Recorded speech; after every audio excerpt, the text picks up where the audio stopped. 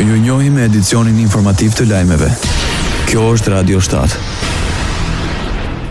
Sulmet ruse shkaktuan të paktën 20 viktima dhe plagosën rreth 142 të tjerë në gjithë Ukrainën në 24 orët e fundit. Rusia nisi një valë sulmesh me dronë dhe raketa në Kiev, Kharkiv dhe rajonet të tjera të vendit. Forcat ukrainase thanë se Rusia lëshoi 125 dronë, 25 raketa balistike dhe 10 raketa hipersonike Zirkon gjatë natës, ndërkohë dhe Ukraina thotë se ka sulmuar objektet ruse të naftës dhe të gazit. Ushtria amerikane njoftoi fillimin e një vali të re sulmesh kundër Iranit. Komanda qendrore e Shteteve të Bashkuara, CENTCOM, tha se ka synuar dobësimin e aftësive të Teheranit për të goditur anijet në ngushticën e Hormuzit. Presidenti amerikan Donald Trump tha se sulmet erdhën pas vrasjes së ushtarëve amerikanë. But we hit them very hard again tonight, and we did that in honor of the great patriots. But you know, those great people, those great patriots were out there fighting that Iran cannot have a nuclear weapon. Ne goditëm përsëri shumë fort Iranin dhe e bëm këtë në nder të atyre patriotëve të mëdhenj. Ata patriotë të mëdhenj luftuan për të parandaluar Iranin të pajiset marrën bërthamore, tha Donald Trump për gazetarët.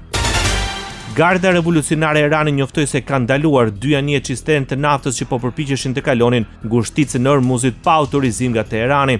2 anije cisternë nafte të pa autorizuara që po përpiqeshin të hynin dhe të dilin nga ajo që po shkruhet si rruga e rrezikshme jugore e ngushticës së Hormuzit u goditën, thanë ata në një deklaratë. Garda shtoi se ata shënjestruan avion ushtarak amerikan mbi aeroportin e Akabës në Jordani duke u shkaktuar dëme serioze. Po ashtu ata pretendojnë se kanë goditur objektiva ushtarake amerikane në Kuvajt, përfshirë një sistem radari paralajmërues që u shkatrua plotësisht sipas agjencisë së lajmeve IRNA. Radio 7, zëri pozitiv i qytetit.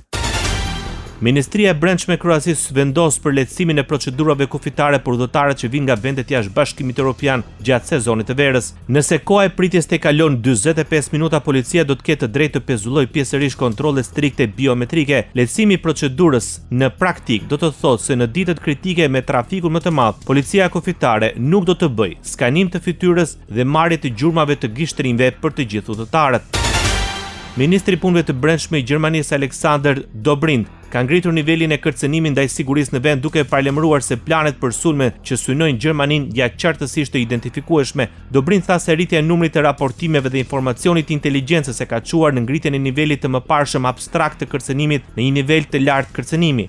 Dobrindt tha se autoritetet gjermane të sigurisë së fundit kanë penguar një sulm të planifikuar me bombë, i cili dyshohet se ishte organizuar nga persona të rekrutuar që vepronin për shërbime të huaja të inteligjencës.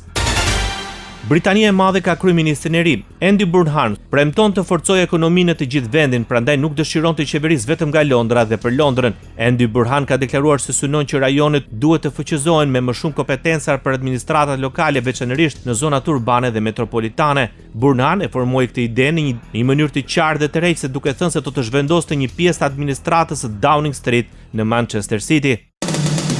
Ndoqët lajmet shkurt në Radio 7, zëri pozitiv i qytetit.